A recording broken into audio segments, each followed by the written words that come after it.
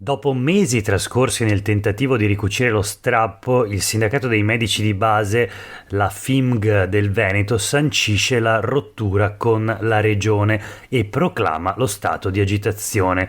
Nessun disagio per i pazienti, lo sciopero è l'estrema ratio, ma da ora in avanti interrompiamo qualsiasi rapporto con la regione, fa sapere il segretario veneto Maurizio Scassola della FIMG appunto del Veneto, affiancato dai segretari provinciali.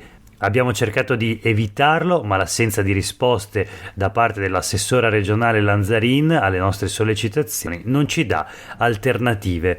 Questo è Sveglia Veneto, il primo podcast dedicato all'informazione vista da nord-est. Io sono Jack Calcetto. Oggi è giovedì 2 marzo 2023, la prima notizia del giorno riguarda lo sciopero dei medici di base. La notizia sui quotidiani del gruppo Gedi: il futuro della sanità regionale, medici di base è scontro, proclamata l'agitazione, fondi privati in scalata. Questa l'allarme lanciato dai medici di base. L'articolo di Laura Berlinghieri sui quotidiani del gruppo Gedi. Cosa scrive la giornalista? Ci sono grosse finanziarie che stanno acquistando laboratori, farmacie e studi. Il segretario della FIMG del Veneto, Scassola, denuncia: mancano 377 dottori, la regione non ci vuole ascoltare. E ancora, la regione Veneto ci nega le risposte, per questo da oggi abbiamo deciso di interrompere qualsiasi confronto. E Domenico Crisarà, segretario padovano della FIMG, dichiara: entro il 2027 andrà in pensione oltre il 60% dei medici di base veneti, bisogna intervenire subito. Pubblica anche una tabella, pubblicano i quotidiani del gruppo Gedi, con il dettaglio delle zone carenti, si chiamano così, sono 701 i posti messi a bando, 377 quelli che rimangono vacanti in tutto il territorio regionale. Si tratta appunto delle zone che rimangono senza medico di base. Entro il 2027 andrà in pensione oltre il 60% dei medici di famiglia veneti. La notizia anche sul Gazzettino di oggi: protesta dei medici di base trascurati dalla regione, FIMG Veneto proclama lo stato di agitazione, non esclude lo sciopero. Scassola: mancata programmazione e spinta alla privatizzazione delle cure. Insomma, si parla di salute e cittadini. Fra 3 anni la situazione sarà ancora più grave di oggi per mancanza di camici bianchi. Le dichiarazioni anche di Manuela Lanzarin, che dice: il territorio rimane la nostra priorità, così copriamo le carenze, siamo sempre disponibili al dialogo. Queste le parole dell'assessore alla sanità, che ribatte così alle critiche. Infine anche su il Corriere del Veneto di oggi, in un articolo di Gabriele Fusar Poli, la delusione della FIMG, dottori sciopero in vista, tensioni con la regione, privatizzano il servizio. Le sigle SMI e SNAMI hanno annunciato 48 ore di sciopero nella settimana del 20 marzo. La FIMG non vuole arrivare alla serrata degli ambulatori, ma con la regione e i sindaci ci sono ancora troppe tensioni. Insomma, questo è il quadro per quanto riguarda lo sciopero dei medici di base.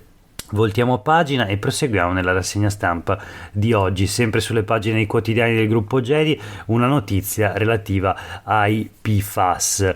A 10 anni di distanza dalla scoperta del grave inquinamento da sostanze perfluoralchiliche, PFAS, che interessa da tempo una vasta area del Veneto, decine di famiglie residenti nella parte più contaminata della regione, la cosiddetta area rossa, ancora oggi non hanno accesso all'acqua pulita dell'acquedotto.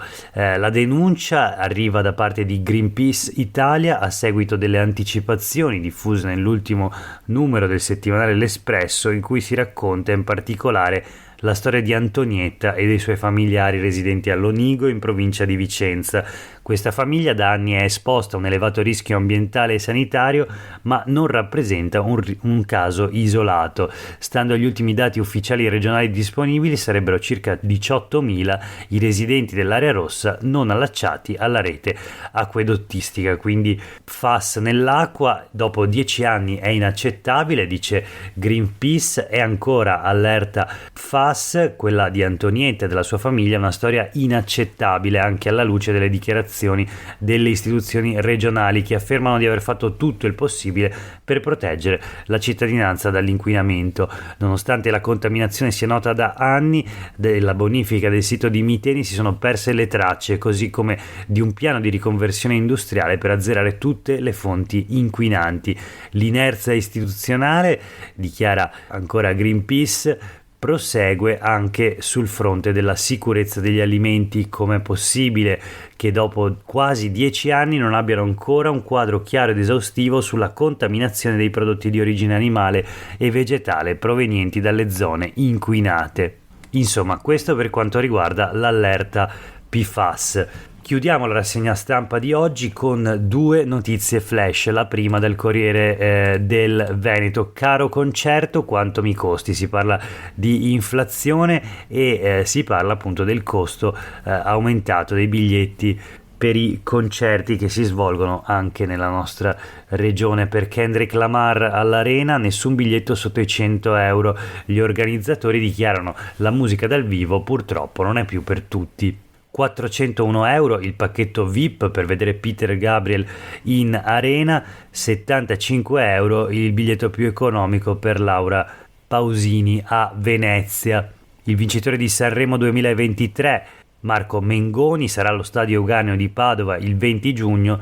Per lui, nonostante la kermesse, prezzi invece contenuti. E l'ultima notizia di oggi invece la troviamo sul Gazzettino: 2000 km in bici, via terra e lungo i fiumi, ecco il piano delle ciclovie presentato ieri. Si chiama PRMC, ma non è semplicemente un piano di mobilità, è il piano regionale della mobilità ciclistica approvato dalla Giunta regionale del Veneto. Oggi sarà portato all'esame della seconda commissione consiliare, ha anche una valenza turistico-ambientale. Le 2 ruote sono preziose anche per l'innovazione culturale, dice l'assessora regionale ai trasporti. I tracciati non pongono vincoli, sono solo di indirizzo. E pubblica il Gazzettino la mappa delle ciclovie in Veneto. Per oggi è davvero tutto, grazie per aver ascoltato questa puntata di Sveglia Veneto. A tutte e tutti voi una buona giornata.